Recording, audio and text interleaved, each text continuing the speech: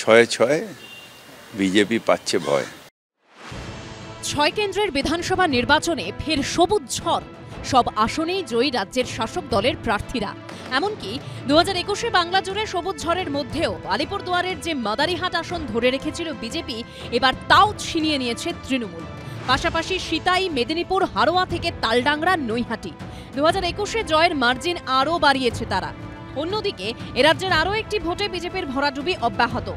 জেতা দূরে থাক, হাতে থাকা আরও একটি কেন্দ্র হাতছাড়া হলো। কিন্তু তারপরও বিজেপির রাজ্য সভাপতির দাবি, 2026-এ পশ্চিমবঙ্গে সরকার গড়বে বিজেপি। বাই ইলেকশন বলে এরকম হচ্ছে, 26-এ পশ্চিমবঙ্গে বিজেপি সরকার করবে। পাল্টা চ্যালেঞ্জ ছুড়ে দিয়েছে তৃণমূলও। এটা এবার তো 6টায় জিতেছি, 26-এ 260টার ওপরে জিতবো। বছর ঘুরলেই 26-এ বিধানসভা নির্বাচন। প্রকাশ্যে বিজেপি আগামী বিধানসভা নির্বাচনে জেতার বিষয়ে আত্মবিশ্বাসী বলে ঘোষণা করলেও দলের অন্দরমহলে কিন্তু আত্মসমালোচনা শুরু হয়েছে জোর কদমে। এটাই ছিল হওয়ার, আমরা যেটা জানতাম সেটাই হয়েছে। জেতার কোনো চান্স আমি তো কমপক্ষে জানতাম, বাকিরা কি বলে, আমি তো প্রচার করেছি, গেছি। হ্যাঁ, পার্টি তো অবশ্যই ভাবা উচিত, হার জিত হতেই পারে, উপনির্বাচন হোক নির্বাচন হোক, সেটার পর্যালোচনা হওয়া উচিত। বারবার এরকম রেজাল্ট হলে কার্যকর্তাদের মনের উপরে তার প্রভাব পড়ে, পাবলিকের মধ্যেও সন্দেহ তৈরি হয়। গলতিটা বেশি কেন্দ্রীয় বিজেপির যত না রাজ্য বিজেপির। তার প্রথম এবং প্রধান কারণ হচ্ছে যে পশ্চিমবঙ্গের মতন এরকম কঠিন রাজ্যে একটা পূর্ণ সময়ের সভাপতি নেই। এইটা আমি কিছুতেই হজম করতে পারছি না। এই অবস্থায় দলের কি করে একটা কোনো দিশা থাকতে পারে? অসম্ভব ব্যাপার। যেখানে একজন পূর্ণ সময়ের সভাপতি আছে সেখানেই কাজটা যথেষ্ট কঠিন কাজ পশ্চিমবঙ্গের মতন রাজ্যে, আর সভাপতি না থাকলে তো আরো খারাপ।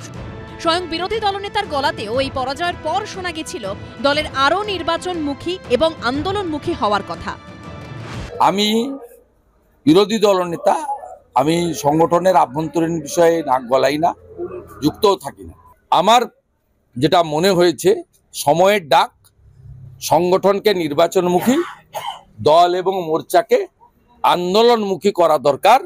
এই জনবিরোধী, দুর্নীতিগ্রস্ত, কোটি কোটি ছেলে মেয়েকে বেকার বানিয়ে দেওয়া, ট্যাব থেকে সাইকেল, সর্বত্র দুর্নীতিতে নিমজ্জমান, পুলিশ নির্ভর, রোহিঙ্গা নির্ভর এই তৃণমূলকে উৎখাত করতে গেলে আমাদের রাস্তায় আরো বেশি করে থাকা দরকার।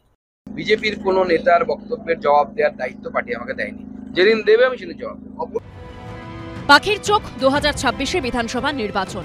6 বিধানসভার জয় পরাজয় দুই শিবিরের রাজনৈতিক রণকৌশলে কি প্রভাব ফেলবে সেটাই দেখার।